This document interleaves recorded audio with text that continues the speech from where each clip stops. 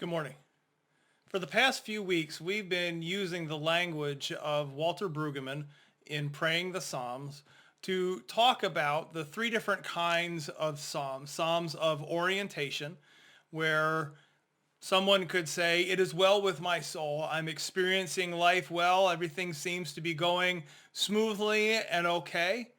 And Psalms of disorientation, where life is disorientated, disrupted, where there's chaos. It could be something that comes personally. It could be something that is very public. It could be something that's brought on by something internal inside the individual, or a disruption that comes from outside in the wider world. And today we're going to be talking about Psalms of reorientation. And these Psalms speak to how the Spirit of God is alive and well and at work in our world. They express how often we are surprised by the way that the Spirit of God meets us in seasons of disruption or seasons of disorientation, and speaks words of calm, speaks words of correction, speaks words of just soothing our spirit, and helps to calm us and to bring joy where there may have been despair, where brings light where there may have been only darkness, where we experience a new gift from God. And there's this sense of reorientation where we turn away from the chaos, we turn away from the disruption, and our attention is turned once again back to the one who has promised to offer us a peace that passes all understanding. We are reorientated. Listen to the words of the psalmist in Psalm chapter 40 and hear the words of reorientation. I waited patiently for the Lord. He turned to me and he heard my cry. He lifted me out of the slimy pit, out of the mud and the mire. He set my feet upon a rock and gave me a firm place to stand. He put a new song in my mouth, a hymn of praise to our God. Many will see and fear the Lord and put their trust in him. Blessed is the one who trusts in the Lord, who does not look to the proud, to those who turn aside to false gods. Many, Lord my God, are those wonders you have done, the things you planned for us. None can compare with you. Were I to speak and tell of your deeds, they would be too many to declare. Sacrifice and offering you did not desire, but my ears you have opened. Burnt offerings and sin offerings you did not require. Then I said, here I am. I have come. It is written about me in the scroll. I desire to do your will, my God. Your law is within my heart. I proclaim your saving acts in the great assembly. I do not seal my lips, Lord. As you know, I do not hide your righteousness in my heart. I speak of your faithfulness and your saving help. I do not conceal your love and your faithfulness from the great assembly. Do not withhold your mercy from me, Lord. May your love and faithfulness always protect me. For troubles without number surround me. My sins have overtaken me, and I cannot see. They are more than the hairs on my head, and my heart fails within me. Be pleased to save me, Lord. Come quickly, Lord, to help me. May all who want to take my life be put to shame and confusion. May all who desire my ruin be turned back in disgrace. May those who say to me, aha, be appalled at their own shame. But may all who seek you rejoice and be glad in you. May those who long for your saving help always say, the Lord is great. But as for me, I am poor and needy. May the Lord think of me. You are my help and my deliverer. You are my God. Do not delay. Do you hear that in the psalm? The psalm of reorientation. God has heard the psalmist's cry for help. God has planted the psalmist's feet on solid ground, provided a firm place for them to stand. One of the things that's of interest to me in these psalms of reorientation is that they often contain an honest reflection of what's going on in life. Listen to this, in verse 12. Troubles without number surround me. My sins have overtaken me. I cannot see. And again in verse 14, may all who want to take my life be put to shame and confusion. May all who desire my ruin be turned back in disgrace. It's not as if reorientation means the absence of problems, or that everything becomes perfect and easy and there's just a smooth path and there's no hardship. It's not that. Reorientation has to do with a proper understanding of who God is and God's faithfulness in the midst of chaos, and God's presence and God's faithfulness in the midst of difficult circumstances.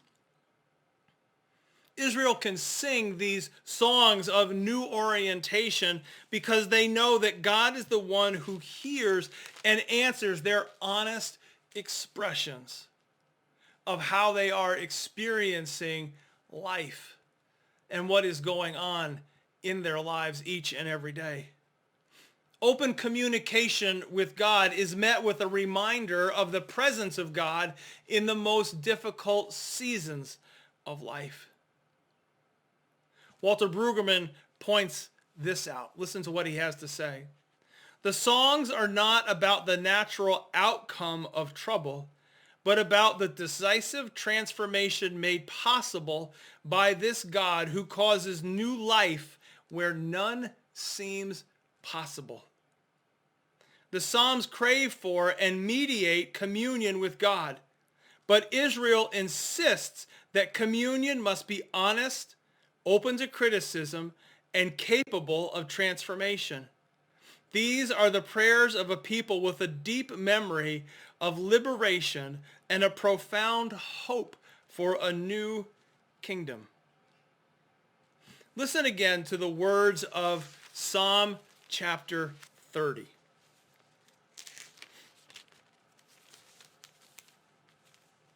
I will exalt you, Lord, for you lifted me out of the depths and did not let my enemies gloat over me. Lord my God, I called to you for help and you healed me. You, Lord, brought me up from the realm of the dead. You spared me from going down to the pit. Sing the praises of the Lord, you his faithful people. Praise his holy name, for his anger lasts only a moment, but his favor lasts a lifetime. Weeping may stay for the night, but rejoicing comes in the morning. When I felt secure, I said, I will never be shaken. Lord, when you favored me, you made my royal mountains stand firm. But when you hid your face, I was dismayed. To you, Lord, I called. To the Lord I called for mercy. What is gained if I am silenced? If I go down to the pit, will the dust praise you? Will it proclaim your faithfulness? Hear, Lord, and be merciful to me. Lord, be my help. You turned my wailing into dancing. You removed my sackcloth and clothed me with joy, that my heart may sing your praises and not be silent. Lord my God, I will praise you forever. While the truth is that life can often be disorientating, you and I should even be more open to experiencing moments of reorientation, for you and I know that the Savior has come. You and I know that the tomb is empty. You and I know that sin has been defeated by the person of Jesus Christ. When Jesus stood in the synagogue and declared the words of the prophet Isaiah fulfilled, that he was here to heal the lame and to give sight to the blind, to set captives free, These were all words of transformation. These were all words of reorientation. It's a call for you and I to stop looking at the world through earthly eyes. In one of his speeches, Martin Luther King spoke about orientation, disorientation, and reorientation without using those words. He spoke of the trouble that he saw in the world, disorientation, and then with a clear voice, he spoke of how he felt that God was calling him to respond, orientation, reorientation, even in the face of continued obstacles. I want you to listen to his words, the words of Martin Luther King from this speech, where do we go from here? And hear the words of disorientation and then the move to reorientation with a focus on the invitation of what God calls us to. And I say to you, I have also decided to stick with love. For I know that love is ultimately the only answer to mankind's problems. And I'm going to talk about it everywhere I go. I know it isn't popular to talk about it in some circles today. And I'm not going to talk about emotional bosh when I talk about love. I'm talking about a strong, demanding love. For I have seen too much hate. I have seen too much hate on the faces of sheriffs in the South. I've seen hate on the faces of too many Klansmen and too many white citizen counselors in the South to want to hate myself. Because every time I see it, I know that it does something to their faces and their personalities, and I say to myself that hate is too great a burden to bear. I have decided to love. If you are seeking the highest good, I think you can find it through love. And the beautiful thing is that we aren't moving wrong when we do it, because John was right. God is love. He who hates does not know God, but he who loves has the key that unlocks the door to the meaning of ultimate reality. And I say to you today, my friends, that you may be able to speak with the tongues of men and of angels. You may have the eloquence of articulate speech, but if you have not love, it means nothing. Yes, you may have the gift of prophecy.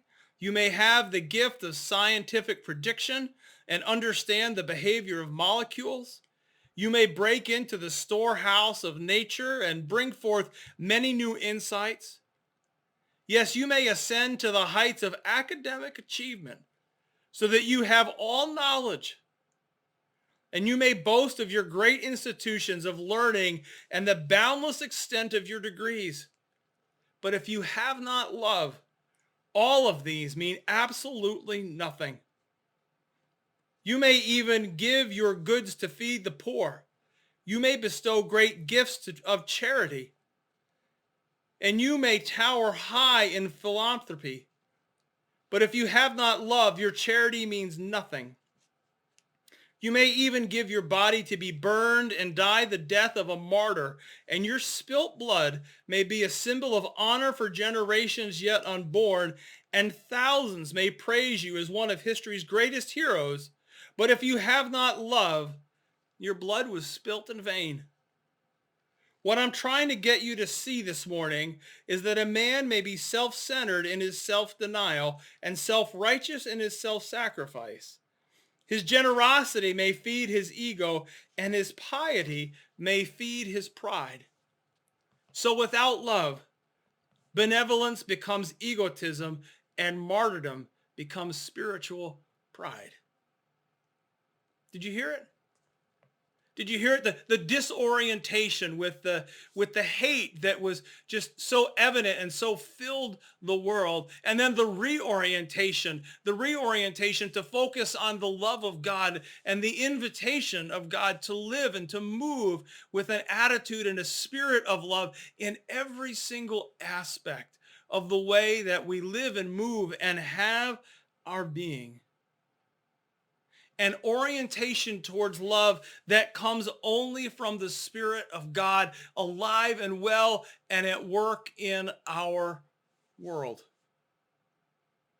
My prayer for you this week is that you will move through this week as one who has the eyes to see what the Spirit of God is doing in and through you, to reorientate you, to call you into a deeper relationship with God. Amen.